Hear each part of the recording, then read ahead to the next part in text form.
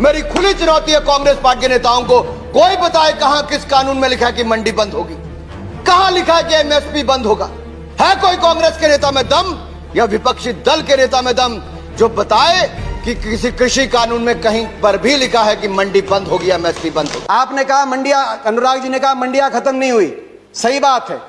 मंडी, इसमें कोई प्रावधान नहीं मंडी समाप्त करने का। 2 मंडियां बन गई हैं, एक निजी मंडी जिसमें टैक्स नहीं लगेगा और एक सरकारी मंडी जिसमें टैक्स लगता है। 2 मंडी, एक देश एक विधान, एक देश एक संविधान, एक देश एक निशान, एक देश एक चुनाव, एक देश एक मार्केट। तो एक देश 2 मंडियां क्यों? किसान ही क्यों मिला आपको? एक मंडी। और ये जो टैक्स आप कह रहे टैक्स मुक्त कर दिया, टैक्स कौन देता है? खरीदार देता है इन मंडियों में टैक्स, किसान नहीं देता। पंजाब में 6.5%, हरियाणा में 4% और सरकार को देता है। हरियाणा पंजाब का आज ग्रामीण इंफ्रास्ट्रक्चर अच्छा क्यों है? हर गांव में अच्छी सड़कें क्यों हैं? क्योंकि ये जो टैक्स जाता है ग्रामीण इंफ्रास्ट्रक्चर और इन मंडियों के और किसानों के विकास के लिए इस टैक्स का इस्तेमाल होता है। इसीलिए आज पंजाब हरियाणा सबसे आगे। एमएसपी है, एमएसपी था, एमएसपी रहेगा। प्रधानमंत्री जी ने कहा एमएसपी थी, है और रहेगी। ठाकुर जी ने भी कहा कि कोई है किसमें दम जो बताए कि एमएसपी चली जाएगी। सही बात है, एमएसपी थी, है और रहेगी, मगर क्या एमएसपी सभी किसानों को मिलेगी और सभी फसलों पे मिलेगी? प्रश्न इस बात का उठता है। आप में दम है खड़े होकर आप कह दें कि एमएसपी मिलेगी हर किसान को देश में? आज भी शांता कुमार कमेटी बताती है कि मात्र 6% से 16% तक किसानों को एमएसपी मिलती है। बाकी देश में बहुत से ऐसे प्रदेश है जहां पे एमएसपी नहीं मिलती। आपको चाहिए तो यह था जो पंजाब, हरियाणा, पश्चिमी उत्तर प्रदेश में एमएसपी मिलती है वही एमएसपी बिहार में मिले, जहां धान 800 रुपए, 1000 रुपए में जा रहा है, 1800 रुपए में हमारे यहां धान मिल रहा है। आपको चाहिए था कि इसको वहां पे लेके जाएं, मगर आप वहां के किसान को की परिस्थिति हमारे यहाँ की करने की बजाय हरियाणा पंजाब के किसान की परिस्थिति उस तरह की करने की तरफ लेके जाए। इस देश में माननीय अध्यक्ष जी, दहेज का कानून, दहेज के खिलाफ कानून बने, ये इस देश में कभी किसी ने मांग नहीं की थी, फिर भी देश की प्रगति के लिए कानून बना था। माननीय अध्यक्ष जी, ट्रिपल तलाक, इसके खिलाफ कानून बने, ये किसी ने मांग नहीं की थी, लेकिन प्रगतिशील समाज के लिए आवश्यक है, इसलिए कानून हमने बनाए हैं। हमारे यहाँ बाल विवाह पर रोक, किसी ने मांग नहीं की थी कानून बनाओ, फिर भी कानून बने थे, क्योंकि प्रगतिशील समाज के लिए आवश्यक होता है। कहा गया कि बिन मांगे दिया गया, और बिन मांगे बहुत से कानून दिए गए थे। बाल कानून बिन मांगे दिया गया था, दहेज कानून, ट्रिपल तलाक बिन मांगे, कई बार अच्छे कानून बिन मांगे भी दिए जाते हैं। फर्क है उनमें और इसमें फर्क है। उनमें जिस वर्ग के लिए दिया गया वो वर्ग संघर्ष और आंदोलन के रास्ते पे नहीं आया। बाल कानून लागू हुआ तो दिल्ली को बच्चों ने नहीं घेरा बाल कानून वापस लिया जाए। दहेज का कानून आया तो महिलाएं धरने पे नहीं बैठी कि हमें दहेज देना है, मगर यहां जिस वर्ग के लिए आपने दिया वो वर्ग आज आपके दरवाजे पे आया, दिल्ली के आसपास लाखों की तादाद में बैठा है। हरियाणा सरकार का कॉन्ट्रैक्ट फार्मिंग एक्ट उठाइए, और वो तो हुड्डा जी के समय पारित हुआ था। हरियाणा के अंदर 2007 में हमने कॉन्ट्रैक्ट अमेंडमेंट लाए एपीएमसी के अंदर, निजी अलाउ किया निजी कंपनियों को, मगर साथ में कानून लिख दिया कि अगर कॉन्ट्रैक्ट एमएसपी से नीचे किया जाएगा तो गैर कानूनी होगा और कानूनी कार्रवाई होगी जो लोग इस तरह कॉन्ट्रैक्ट करते हैं। आप कह रहे हैं ज्यादा मिलेगी तो आप कर दीजिए, ये कानूनी प्रावधान देने का आप काम करें। प्राइवेट की बात करें कि आप प्राइवेट का खिलाफत कर रहे हैं, प्राइवेट की खिलाफत नहीं कर रहे। प्राइवेट आए, मगर मंडी के अंदर आने से किसने रोका प्राइवेट को?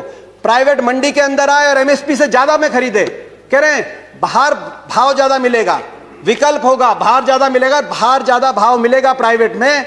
तो आपको यह कानून बनाने में क्यों आपत्ति है कि अगर एमएसपी से कम का कोई कॉन्ट्रैक्ट होगा तो वो कानूनी बाध्य, उस पर बाध्य होगा। कान खोलकर सुन लो, ये हुड्डा कमेटी की रिपोर्ट के कारण आए।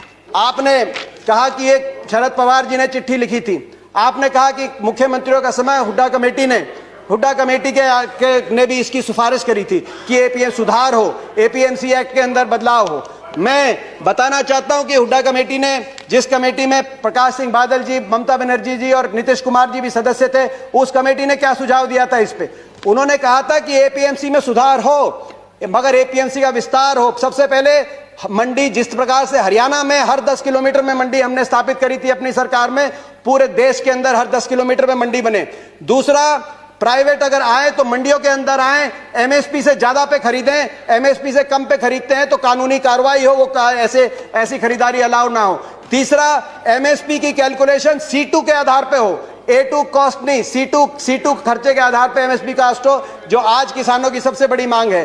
चौथा, एमएसपी जो चौथे उसमें कहा कि कर्जे का जो दर है वो no discussions please, no cross talk, no cross talk, no cross talk. किसी और की बात रिकॉर्ड पे नहीं जा रही है। दीपेंद्र जी कंटिन्यू। ये सिफारिश थी। मैं किसान आंदोलन को पवित्र मानता हूं और भारत के लोकतंत्र में आंदोलन का महात्म्य है और रहने वाला है और जरूरी भी है। लेकिन जब आंदोलनजीवी पवित्र आंदोलन को अपने लाभ के लिए बर्बाद करने के लिए निकलते हैं तब क्या होता है? कोई मुझे बताए, 3 किसान कानून की बात हो और दंगाबाज लोग जो जेल में हैं, जो संप्रदायवादी लोग जो जेल में हैं, जो आतंकवादी लोग जेल में हैं, जो नक्सलवादी जेल में हैं, उनकी फोटो लेकर के उनकी मुक्ति की मांग करना, ये किसानों के आंदोलन को अपवित्र करने का प्रयास है कि नहीं? प्रधानमंत्री जी ने एक और बात की कि इस आंदोलन में कुछ पवित्र लोग हैं और कुछ अपवित्र लोग हैं। प्रधानमंत्री जी की बात हम मान लेते हैं, कम से कम आप पवित्र लोगों की बात मान लीजिए।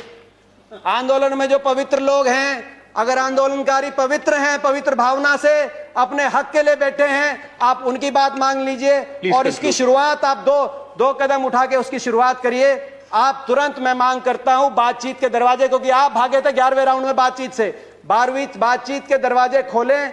आपकी प्रजा है, अपनी प्रजा की बात मानने से आप छोटे नहीं होंगे, अपनी प्रजा की बात मानने से आपकी हार नहीं होगी। बातचीत के दरवाजे खोलते हुए, और दूसरा, जो 200 लोगों ने, 200 से ज्यादा किसानों ने अपनी जान कुर्बान करी है, उनके परिवारों के लिए आपके लिए सहानुभूति का एक शब्द नहीं निकला, कम से कम उनके परिवारों की मदद के लिए एक पैकेज की घोषणा करके विश्वास बनेगा।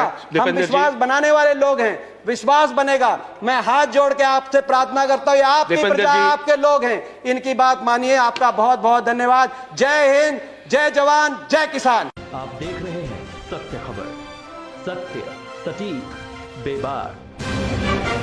मेरी खुली चुनौती है कांग्रेस पार्टी के नेताओं को, कोई बताए कहां किस कानून में लिखा है कि मंडी बंद होगी? कहां लिखा है कि एमएसपी बंद होगा? है कोई कांग्रेस के नेता में दम या विपक्षी दल के नेता में दम जो बताए कि किसी कृषि कानून में कहीं पर भी लिखा है कि मंडी बंद होगी, एमएसपी बंद होगी? आपने कहा मंडियां, अनुराग जी ने कहा मंडियां खत्म नहीं हुई, सही बात है। मंडी, इसमें कोई प्रावधान नहीं मंडी समाप्त करने का। 2 मंडियां बन गई हैं, एक निजी मंडी जिसमें टैक्स नहीं लगेगा और एक सरकारी मंडी जिसमें टैक्स लगता है। 2 मंडी, एक देश एक विधान, एक देश एक संविधान, एक देश एक निशान, एक देश एक चुनाव, एक देश एक मार्केट। तो एक देश 2 मंडियां क्यों? किसान ही क्यों मिला आपको? एक मंडी। और ये जो टैक्स आप कह रहे टैक्स मुक्त कर दिया, टैक्स कौन देता है? खरीदार देता है इन मंडियों में टैक्स, किसान नहीं देता। पंजाब में 6.5%, हरियाणा में 4% और सरकार को देता है। हरियाणा, पंजाब का आज ग्रामीण इंफ्रास्ट्रक्चर अच्छा क्यों है? हर गांव में अच्छी सड़कें क्यों हैं? क्योंकि ये जो टैक्स जाता है ग्रामीण इंफ्रास्ट्रक्चर और इन मंडियों के और किसानों के विकास के लिए इस टैक्स का इस्तेमाल होता है। इसीलिए आज पंजाब, हरियाणा सबसे आगे। एमएसपी है, एमएसपी था, एमएसपी रहेगा। प्रधानमंत्री जी ने कहा एमएसपी थी, है और रहेगी। ठाकुर जी ने भी कहा कि कोई है किसमें दम जो बताए कि एमएसपी चली जाएगी। सही बात है, एमएसपी थी, है और रहेगी, मगर क्या एमएसपी सभी किसानों को मिलेगी और सभी फसलों पे मिलेगी? प्रश्न इस बात का उठता है। आप में दम है खड़े होकर आप कह दें कि एमएसपी मिलेगी हर किसान को देश में? आज भी शांता कुमार कमेटी बताती है कि मात्र 6% से 16% तक किसानों को एमएसपी मिलती है।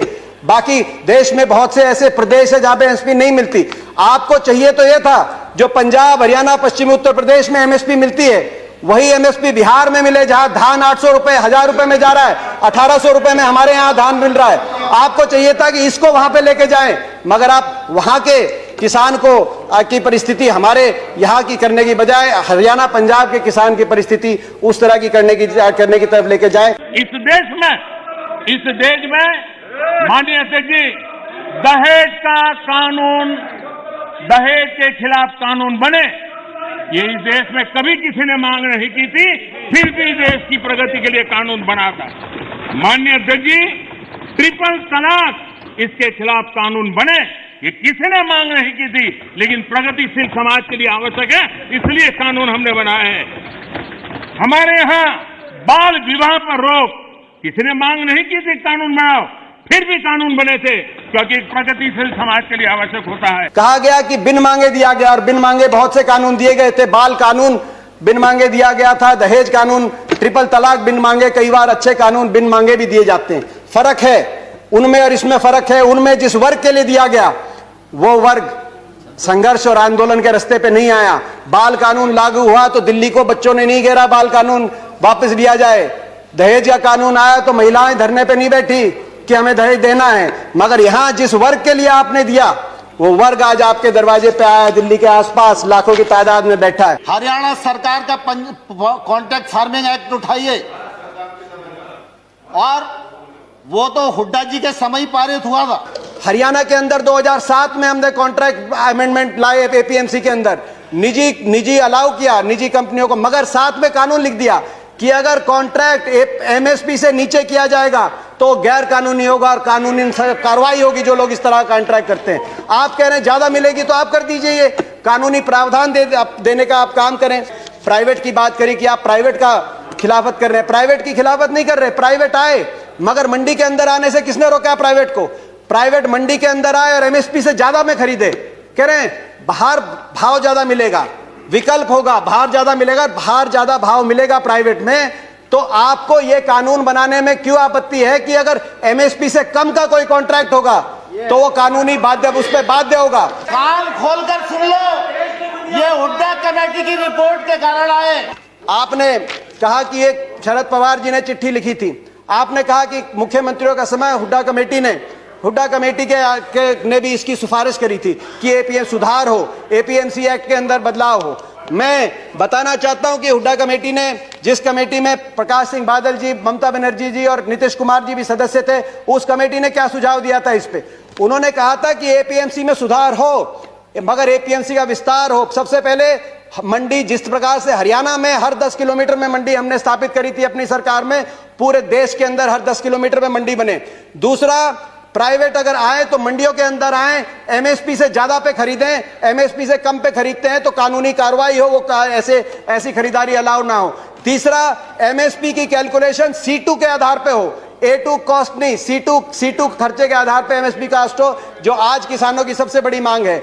चौथा, एमएसपी जो चौथे उसमें कहा कि कर्जे का जो दर है वो no discussions please, no cross talk, no cross talk, no cross talk. किसी और की बात रिकॉर्ड पे नहीं जा रही है। दीपेंद्र जी कंटिन्यू। ये सिफारिश थी। मैं किसान आंदोलन को पवित्र मानता हूं और भारत के लोकतंत्र में आंदोलन का महात्म्य है और रहने वाला है और जरूरी भी है।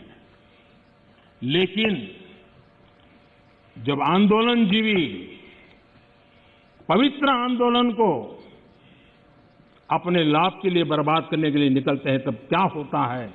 कोई मुझे बताए, 3 किसान कानून की बात हो और दंगाबाज लोग जो जेल में हैं, जो संप्रदायवादी लोग जो जेल में हैं, जो आतंकवादी लोग जेल में हैं, जो नक्सलवादी जेल में हैं, उनकी फोटो लेकर के उनकी मुक्ति की मांग करना, ये किसानों के आंदोलन को अपवित्र करने का प्रयास है कि नहीं? प्रधानमंत्री जी ने एक और बात की कि इस आंदोलन में कुछ पवित्र लोग हैं और कुछ अपवित्र लोग हैं। प्रधानमंत्री जी की बात हम मान लेते हैं, कम से कम आप पवित्र लोगों की बात मान लीजिए।